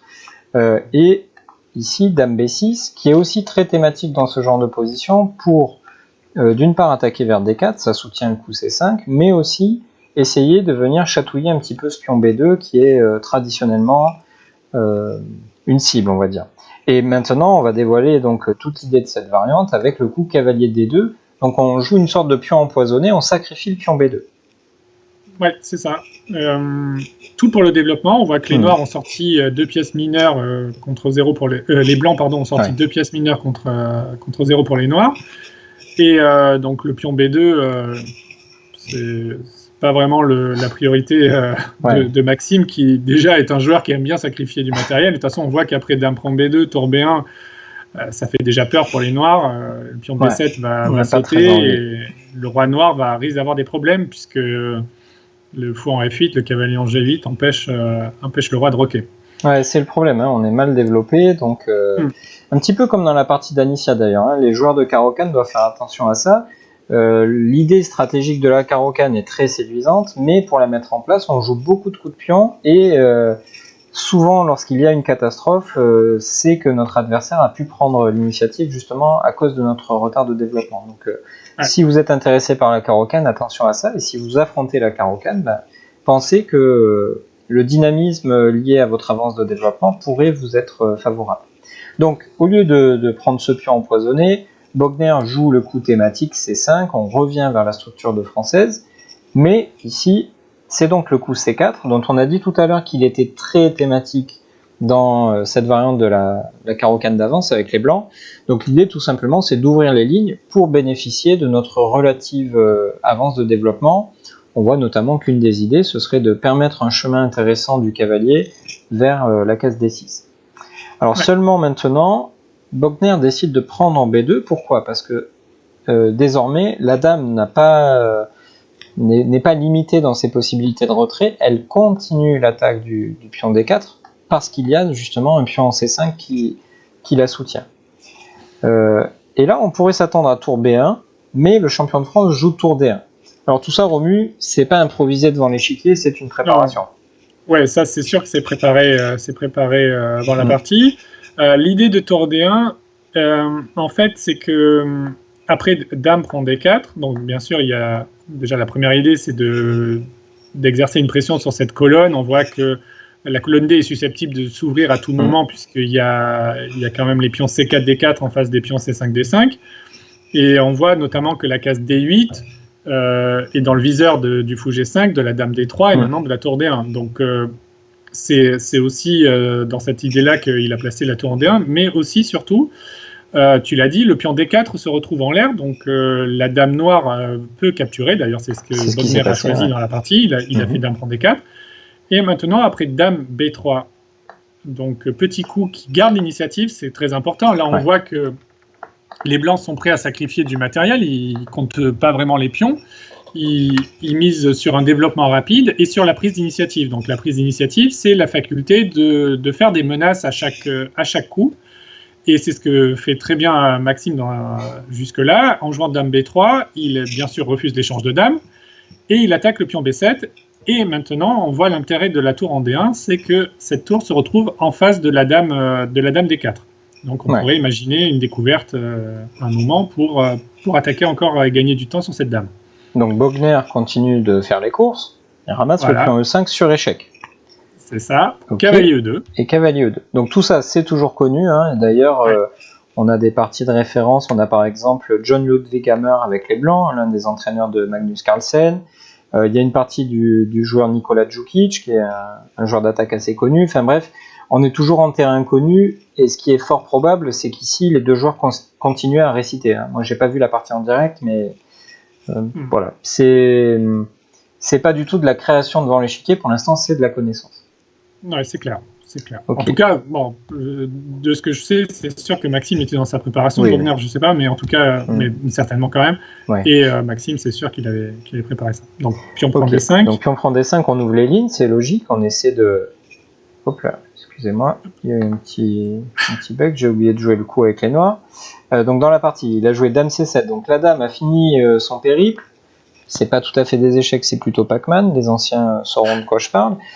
Et maintenant, la dame rentre à la maison, elle sera moins exposée et en plus, elle protège le pion. Alors tout ça, c'est bien gentil avec les noirs, mais ça ne respecte pas un principe de base des échecs qui est que dans l'ouverture, on ne doit pas partir trop vite à l'attaque, encore moins à la chasse au pion. On doit se développer, mettre le roi à l'abri. Donc là, Bogner, évidemment, il n'a pas besoin de moi pour savoir ça, mais il prend d'énormes risques, alors soutenu probablement par une préparation, aidé par les ordinateurs, tout ça. Mais en pratique, face à un joueur comme Maxime Lagarde qui adore l'attaque et qui est, enfin, c'est l'un de ses grands points forts, il en a évidemment beaucoup, mais c'est un très très bon joueur avec l'initiative. C'est un choix quand même un choix d'ouverture un peu surprenant quoi, de la part de Bogner. Oui, parce que, bon, ok, qui joue la carocane, qui a une réputation solide, on peut comprendre, mais cette ligne précisément, c'est quand même. Cette ligne, c'est pas vraiment la ligne la plus solide contre la ligne avec H4. Et donc, alors je sais pas, peut-être qu'il était surpris par le choix de Maxime, parce que Maxime joue quand même beaucoup de choses, c'est pas si facile de se préparer contre lui. Peut-être encore une fois, comme je l'ai dit tout à l'heure, c'est un joueur de Najdorf, notre ami Bogner, donc peut-être qu'il n'est pas encore super expérimenté dans la carocane et il n'est pas au fait de tous les détails bien précis dans chaque ligne, ce qui est compréhensible, hein, c'est pas une critique, c'est complètement normal. Donc peut-être que, je sais pas, mais en tout cas c'est sûr que l'ouverture a tourné un peu à la catastrophe pour lui. Non, alors on va voir comment ça s'est passé. Donc Maxime ouvre les lignes, c'est assez logique. Ici il existe le coup E5, il y a notamment une partie entre Djukic et Kalesic, comme j'ai dit tout à l'heure. Alors Bogner décide d'échanger, et maintenant le coup cavalier C3. Donc le cavalier qui pour l'instant était en E2, qui n'avait servi qu'à empêcher un échec, entre tout de suite en jeu, il vient attaquer le pion D5, il vise aussi la case B5, on va gagner encore un petit peu plus de temps sur cette dame qui visiblement aime bien se promener, et on développe notre initiative tout simplement. Alors ici, Romu, en analysant cette partie, on s'est rendu compte que peut-être que l'erreur décisive décisive non, mais la première erreur sérieuse, on va dire, de Sébastien Bogner, c'est à ce moment-là. Alors peut-être que ce qui s'est passé, il a joué cavalier E7 dans la partie, mais on se rend compte quand on branche les ordinateurs que ce qui est conseillé, c'est le coup Dame B6. Alors, on vous fait grâce de tous les détails, mais après Dame B6, Dame C2, pour conserver les dames, le meilleur coup pour les noirs ici, c'est cavalier E7. Donc peut-être que ce qui s'est passé, on ne sait pas vraiment, mais une explication possible, ce serait que Bogner ne s'est pas souvenu de l'ordre de coup précis, et a commencé par cavalier E7 au lieu de Dame B6. Ouais, c'est complètement envisageable. Encore une fois, on n'a pas parlé avec lui après la partie, mais effectivement, c'est un scénario. C'est typique quand on apprend une nouvelle ouverture. C'est difficile, on doit faire un effort de mémorisation relativement grand et ça peut arriver de mélanger. On se rappelle qu'il y a une variante où on met le cavalier en E7. Là, en plus, cavalier E7, c'est un coup qui peut venir à l'esprit quand même. On sort une pièce, on contrôle, on défend le pion D5, en tout cas on le protège une fois de plus. Donc c'est un coup naturel, même si c'est peut-être pas le meilleur.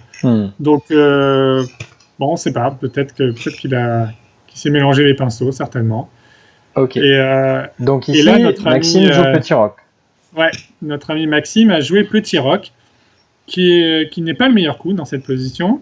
L'ordinateur donne une suite qui a l'air très très forte, c'était cavalier B5. Ouais, alors on va peut-être pas regarder tous les détails parce que il faut qu'on avance dans la vidéo, mais Ouais. il y a un coup très joli, notamment c'est sur le coup Dame C6, qui n'est pas le seul coup bien entendu. Ici, les blancs ont très joli coup Cavalier E4 qui ouvre tout quoi, finalement. Hein. Surtout la colonne D. Voilà, la colonne D. On incite les noirs à nous ouvrir aussi la dame, la diagonale, pardon, la dame B3 avec la case F7. Nos deux cavaliers visent la case D6, qui est une case de pénétration assez importante pour les blancs. Et donc après, vous regarderez plus en détail avec les ordinateurs, mais ici c'était probablement fini et les blancs gagnaient la partie. Donc il fallait attaquer plus vite avec cavalier B5. Maintenant, c'est difficile de critiquer le champion de France pour son choix. Il met son roi à l'abri, il fait entrer la tour en jeu directement en direction du roi noir. Donc c'était très naturel de jouer comme ça. On va voir la suite. Et Bogner donc aurait dû transposer par Dame B6 dans la variante qu'on a citée tout à l'heure, mais il a joué F6. Et là, Maxime s'est fait plaisir donc en amenant toutes les pièces à l'attaque. Bon là, même sans calcul, toutes les pièces blanches sont sorties, quasiment aucune pièce noire n'est sortie, donc le différentiel est énorme. Et surtout, le roi noir est pile poil là où il faut pas, quoi. Il est vraiment côté cimetière. Il est dans le viseur de toutes les pièces de toutes les pièces blanches qui l'attendent de pied ferme. Donc là, il a pas vraiment d'échappatoire. Donc là, on peut regarder. Donc, si on accepte, c'est ça. S'il avait accepté la pièce, cavalier prend D5, Dame C6, cavalier C4, cavalier C4. Ouais. Et là, on menace de jolis coups, comme par exemple tour E6. Voilà. Bon, dès qu'il y a des cavaliers dans les parages, de toute façon, on cherche des mates du couloir, des fourchettes, des mates du couloir, n'importe quoi.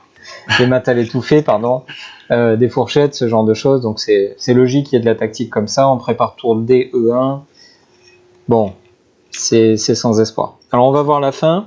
L'agonie du joueur suisse. Voilà, il fait roi F7, il essaie de s'enlever du milieu, mais bien entendu, cavalier prend D5, on passe à la caisse et on met le roi noir dans le viseur, cavalier prend D5, la seule pièce développée des noirs doit s'échanger, ce qui est quand même mauvais signe. Et après roi G6, c'est la chasse, la mise à mort. Roi F7, dame E6 échec, le roi revient sur G6 et on amène du renfort avec notamment cette idée cavalier E5 pour exploiter le clouage du pion F6.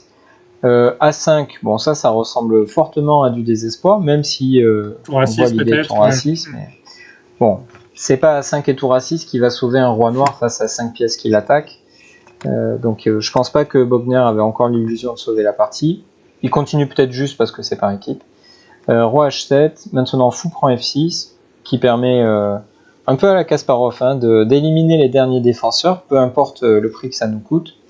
Et après G prend F6, le joli coup, cavalier D7, qui menace cavalier prend F6, qui coupe la 7ème rangée et qui donc nous donne le coup dame F7. Après lequel la partie est terminée. Si par exemple fou G7, c'est un mat en quelques coups, dame H5 échec, dame prend H5 échec, pardon. Et par exemple roi G8, tour E8, fou F8 et dame G6 mat. Donc magnifique partie du champion de France, j'ai envie de dire comme d'habitude, c'est quand même un joueur très spectaculaire, extrêmement porté sur l'attaque et l'initiative.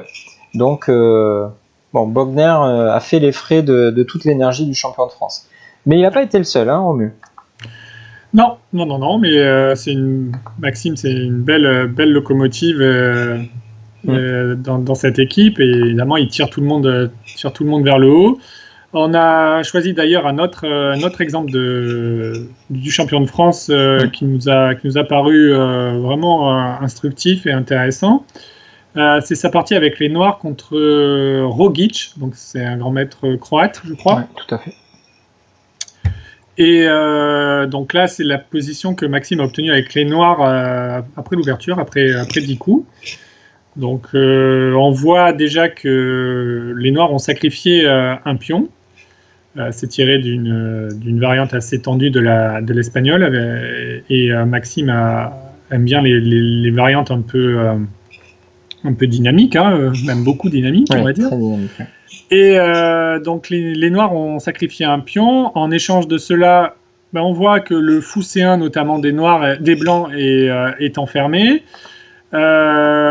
il n'est pas prêt de sortir, du coup la tour A1 également, donc, tandis que les noirs ont un développement beaucoup plus facile, puisque le fou D6 est déjà développé, le fou C8 n'est pas encore sorti, le fou C8 est développé aussi. Au moins ses diagonales sont ouvertes, la tour F8 à la colonne F ouverte, et donc la dame peut aussi se joindre aussi au jeu assez tranquillement. Donc on voit que en échange du pion, les noirs ont un jeu relativement simple et actif à leur disposition. Et fidèle à son style entreprenant, Maxime joue, alors ce qui est pour nous une nouveauté, en tout cas dans notre base de données, c'est ce qui est apparu. Peut-être qu'il y a eu des parties par correspondance, notamment, auxquelles on n'a pas forcément toujours ou des parties très très récentes. Ou des parties récentes. Mais en tout cas, Maxime a joué le coup H5, un coup qui nous a bien plu. Donc, c'est pas tous les jours qu'on voit le pion du roc s'avancer de 2 cases au 10e coup. Et l'idée, c'est bien sûr d'aller perturber ce cavalier en G3 avec le coup H4 et peut-être même le roi blanc si on peut aller jusqu'en H3 et affaiblir un peu les cases blanches autour du roi. Alors c'est basé sur une petite astuce tactique, parce qu'on pourrait se dire que ce pion H5 est en l'air, mais sur cavalier prend H5, on ferait cavalier prend, dame prend et tour F5, mauvaise surprise, qui gagne une pièce tout simplement, puisqu'on attaque le cavalier et la dame, puisque le cavalier est attaqué aussi par le fou D6. Donc après là, H5, logiquement, le Croate essaie de rattraper son retard, donc il joue D4 à la fois pour stabiliser son cavalier, dont on vient de voir qu'il pouvait être pris pour cible, et en même temps il essaie de faire participer le fou C1, mais maintenant on a ici le fameux coup H4 et c'est au tour du cavalier G3 de se faire embêter. Donc ça c'est une technique qui n'est pas propre au champion de France, mais qu'il a parfaitement intégré. C'est que lorsqu'on est mieux développé, on doit multiplier les menaces de telle sorte que l'adversaire n'ait pas le temps de rattraper son retard en quelque sorte. Oui, c'est ça. Il a sacrifié un pion, il faut avoir des compensations en échange, et c'est certainement lié au développement et à l'initiative. Donc, un peu comme on a dit dans la partie précédente d'ailleurs. Ouais, et là, donc Rogic décide de prendre un deuxième pion avec cavalier prend C6. Ça paraît un peu optimiste, on va dire ça comme ça, ouais. Il fallait probablement jouer cavalier H5, alors on n'a pas des analyses aussi poussées que Maxime ou quoi que ce soit. Il nous a semblé que c'était quand même pas si mal que ça pour les blancs après cavalier H5, mais bon, on va pas rentrer dans les détails parce que vraiment le plus instructif, c'est justement, c'est le prochain coup. Finalement, on aurait quasiment pu montrer que ça. Ce prochain coup, il est vraiment très instructif. Pourquoi ? Parce que dans une situation dans laquelle les noirs semblent à l'attaque vers le roi, ils sont mieux développés, on veut vraiment s'en prendre au roi blanc, c'est très clair. Le champion de France avec 2 pions de moins décide de proposer l'échange des dames. Donc ça, c'est quand même assez particulier. On aurait pu s'attendre à une attaque féroce et penser qu'il allait refuser coûte que coûte l'échange des dames.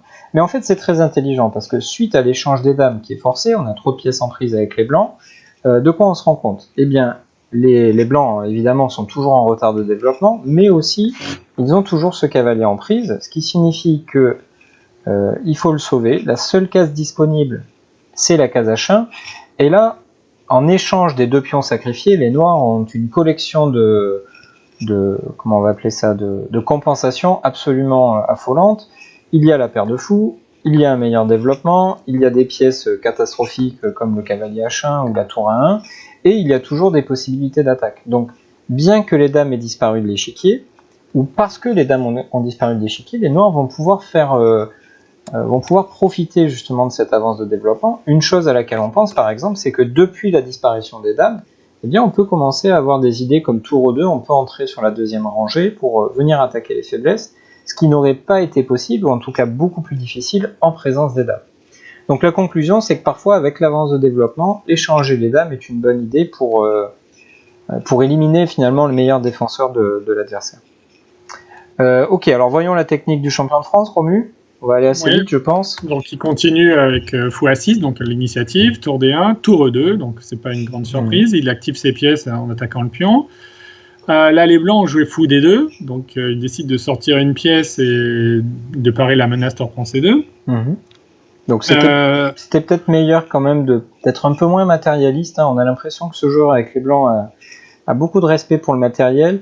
Il aurait probablement dû en rendre un petit peu, par exemple avec cavalier E5, proposer l'échange de ce cavalier qui est un peu tout seul face à un fou très fort, et en cas de prise du pion C2, venir proposer, on n'est pas sûr que Maxime aurait pris le pion en C2, on a plutôt même l'intuition inverse, mais si jamais Maxime avait pris le pion en C2, après tour D2, on peut forcer l'échange d'une tour supplémentaire et ainsi grandement atténuer l'initiative adverse. Donc fou D2, pas génial. Et là, Maxime a décidé de jouer tour F8. Bon, c'est un coup on ne peut plus naturel, on fait participer la dernière tour et ainsi de suite. Mais il y avait quand même une jolie variante Romu qui commençait par cavalier G4. Oui, c'est ça. Donc cavalier G4. Donc l'idée est d'attaquer le pion H2. Donc H3 peut venir à l'esprit. Ouais, ce serait naturel. Qu'est-ce qu'il vient faire ce cavalier en G4? Et là, en fait, il y a un très joli mat. Donc on aurait pu le mettre dans une tactique du jour peut-être. Tout à fait. Qui intervient après le coup tour 1. Alors l'idée de tour 1, c'est d'ouvrir la diagonale du fou A6 de façon à priver le roi blanc de la case de fuite en F1. Et après tour 1, on a un joli tableau de mat avec fou H2 mat. Magnifique. C'est pas tous les jours qu'on voit cette chose-là, notamment parce que c'est pas tous les jours qu'on voit un cavalier en H1 qui empêche son roi de partir dans le coin. C'est vrai. Donc c'est un joli mat qui aurait pu bon, c'était pas forcé, mais c'était trop joli pour qu'on ne le montre pas, on va dire. Ouais. Ok. Donc Maxime a joué tour F8, qui est un coup naturel évidemment. Il fait participer la dernière pièce et il la place sur une colonne ouverte. On peut pas critiquer ce coup. Là, Rogic joue fou B4, qui est un bon coup pour essayer de proposer des échanges de pièces et soulager un peu la pression des pièces noires. Maxime joue fou B5, qui attaque le cavalier. Fou prend D6. Et là, cavalier prend A7. Bon, là, vraiment, il exagère quand même. Il ramasse tous les pions, il met ses cavaliers sur des cases pas très respectables, on va dire ça comme ça. Et après fou D7, les deux cavaliers blancs vous passent le bonjour. Voilà, c'est la catastrophe avec les blancs. Rien ne joue. Alors, ok, on a pris des pions, mais respectez l'activité de vos pièces. On peut pas jouer comme ça aux échecs. Bon, je pense pas qu'il l'ait fait avec plaisir, Rogic, mais il aurait pu tenter de se défendre autrement. Peut-être que ça aurait pas changé le résultat de la partie, mais voilà. Si vous en arrivez à avoir un cavalier en H1 et un cavalier prend A7 juste pour grignoter un ou deux pions, c'est qu'il faut que vous revoyiez un petit peu vos priorités échiquiennes. Voilà. Le matériel n'est pas là le seul critère important. Alors voyons la fin. A4. Cavalier il espérait peut-être faire une dame, je sais pas. Oui, bien sûr, mais ça va trop vite. Le problème, c'est que l'activité noire est trop forte. Après, cavalier E4. Là, encore une fois, il a été beaucoup trop matérialiste avec les blancs. Il a joué tour DC1. C'est un coup honnêtement, on a du mal à comprendre. C'est difficile d'expliquer pour un joueur qui a quasiment 2500 Elo. Là, il fallait penser à rapatrier notamment le cavalier A7 qui était parti dans des contrées lointaines et cavalier B5 semblait un coup, on rend le pion, mais au moins on essaie de rapatrier le cavalier sur une case un peu plus stable et d'échanger aussi des pièces de l'autre côté. On ne sait pas ce que ça aurait donné, mais en tout cas, ça avait une meilleure tête que tour DC1. Ouais, tout à fait. D'ailleurs, l'ordinateur dit que c'est à peu près égal. Bon, ce qui est vrai pour l'ordinateur, ça l'est pas toujours dans une partie pratique, mais bon, en tout cas, défendre le pion C2, c'est un petit peu surprenant. Alors après, est-ce qu'il y a déjà du design out? Je pense pas, on est qu'au 21e. Et puis bon, on a le droit de rater une partie, on est tous humains, ça c'est pas le problème. Mais voilà, en tout cas, pour nos abonnés, essayez d'éviter de reproduire le jeu de ce grand maître dans cette partie. Attention, on n'est pas en train de dire que c'est pas un bon joueur, mais voilà, dans cette partie, il a vraiment donné la priorité au matériel et c'était pas une bonne idée. Donc le champion de France se fait plaisir, il vient tisser sa toile autour du roi adverse et après H3, cavalier B5, il prend en G2, il affaiblit les cases blanches et sur roi prend G2, cavalier prend F2. On voit que même sans les dames, le roi blanc est mal en point. Il y avait peut-être encore des sauvetages du style cavalier G3, des choses comme ça, mais c'est trop délicat en pratique. Il tente autre chose avec cavalier C3, donc là on va accélérer un petit peu pour la fin. Fou H3 échec. Si le roi était passé par G3, il se serait fait joliment mater par les pièces restantes du champion de France. Tour F5 et G5. Bon, je sais plus où est le mat, il approche, voilà, il est là. Toi, On c'est est ça. arrivé au mat. Bon, on voit bien que les pièces blanches regardent le roi blanc se faire couper la tête. Hein. Donc ça ne va pas. Et dans la partie après roi G1, une jolie tactique, une jolie géométrie avec le coup cavalier D1 qui à la fois intercepte la rangée de cette tour. Donc ça nous permet de menacer mat en F1, mais en même temps ça nous permet d'ouvrir la colonne, la rangée pour la tour E2 et de menacer mat par tour G2. Donc on menace deux mates différents qui sont pas parables en même temps. Et donc ici logiquement les blancs ont décidé d'arrêter la partie. Donc deux très belles parties d'attaque de Maxime, en tout cas des parties avec l'initiative. C'est fidèle à son style et il a été très, très justement récompensé par cette médaille d'or.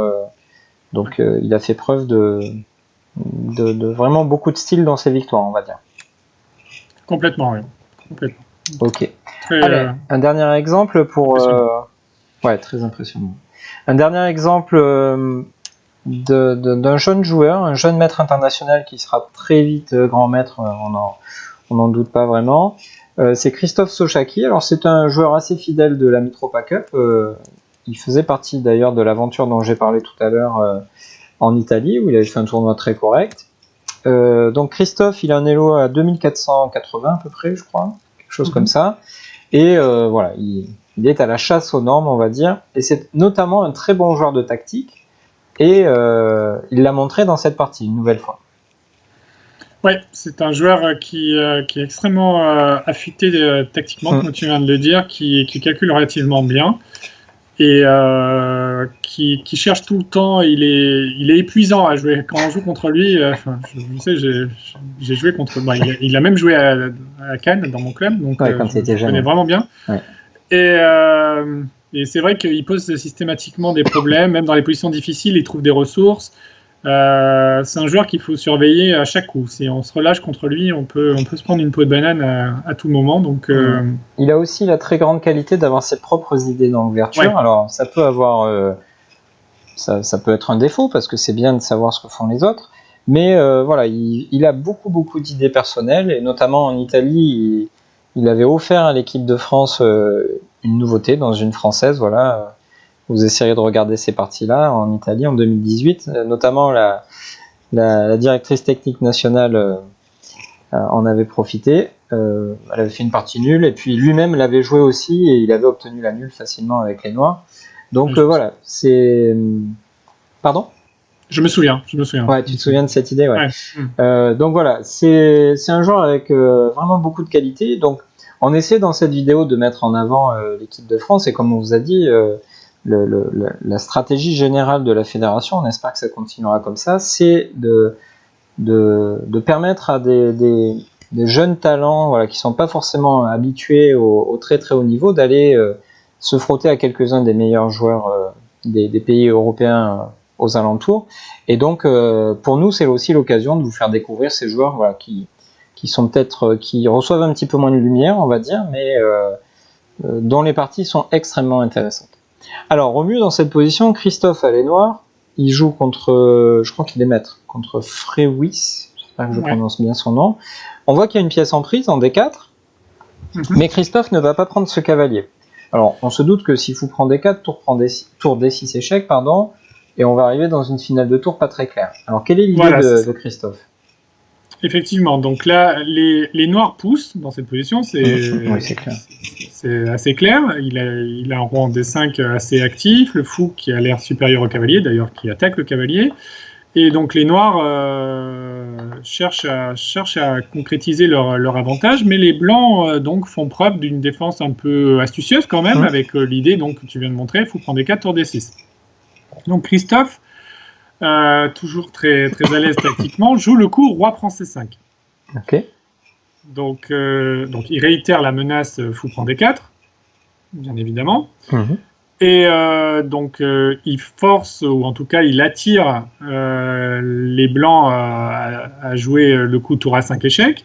Ouais, là on voit l'idée des blancs, donc c'est que si roi D6, il pourrait y avoir du cavalier B5 échec, récupérer le pion A7, et moins il y a de pions sur l'échiquier, plus les blancs vont avoir de chances de de sauver la partie, quoi, en quelque sorte. Ouais. Donc Christophe évite B6. ça avec roi B6, mais là, après tour B5 échec, il vient mettre son roi en A6. Bon, tu nous as dit, le roi est super bien placé. 3 coups après, il se retrouve en A6. Qu'est-ce que c'est que cette histoire, quoi? Qu'est-ce que c'est cette histoire? Parce qu'il y a une idée concrète on se derrière. doute avec Et Christophe. donc là, on voit que les Noirs menacent déjà des choses comme tour D7, ou même fou prend D4. Enfin, Bien il y sûr, a ouais. il y a beaucoup de choses. Donc évidemment, les Blancs jouent tour D5. Donc il y a le coup normal, on empêche tour D7 et on protège bien le cavalier. Et les Noirs disent, les Blancs pardon, disent bah ok, montre-moi, j'ai donné un pion, mais je suis assez bien placé. Toi, tu as ton roi en A6 qui est un peu loin des événements. Et donc Christophe joue H4. Ok, donc il attaque les faiblesses en H2, G3 qui sont sur la couleur du fou. Voilà. Et il cherche à se créer un pion passé, ça ok. Mais les blancs font toujours preuve d'imagination défensive et jouent le coup cavalier E6 avec des petites idées d'échec en C5, puis échec en D7, et puis on attaque un petit peu tout. Bon, c'est pas un cavalier, c'est une pieuvre, il va dans tous les sens.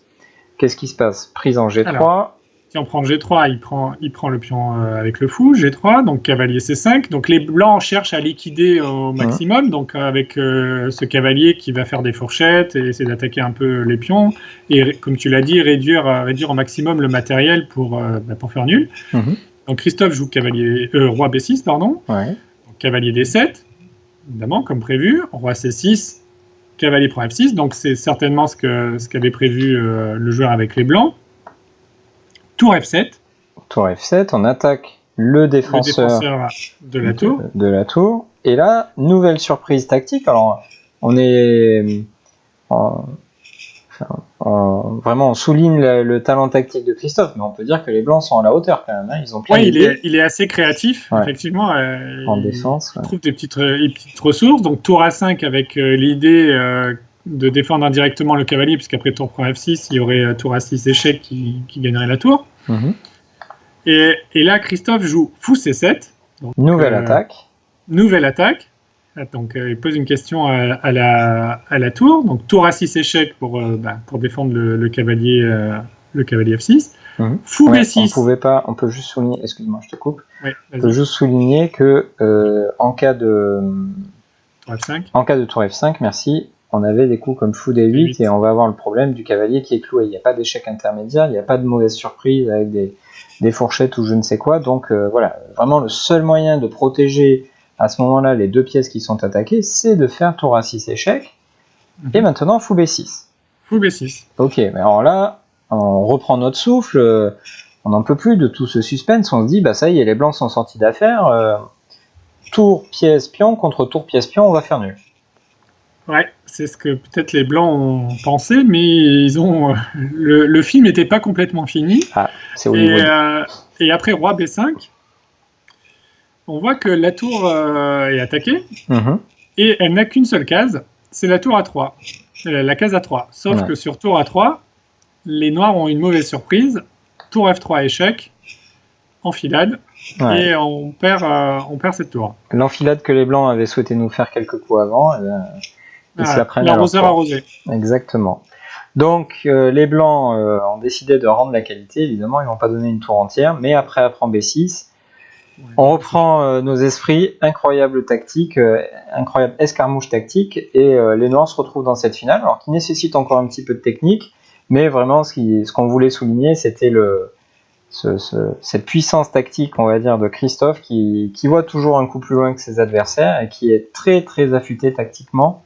Donc voilà, si vous aimez bien ce type de joueur, n'hésitez pas à regarder les parties de Christophe. Voilà, un joueur vraiment qui mérite d'être suivi.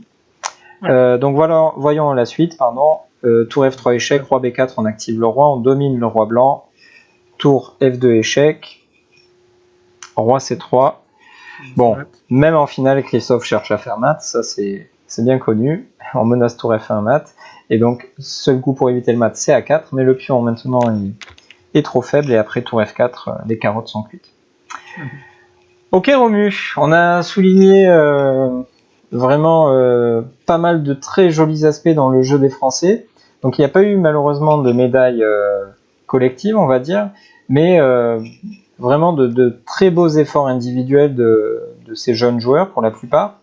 Et c'est très encourageant pour les années à venir, évidemment. Oui, complètement. C'est une belle initiative de la fédération d'avoir envoyé et de continuer au fil des années à envoyer de jeunes joueurs se frotter un peu à des joueurs un peu plus expérimentés.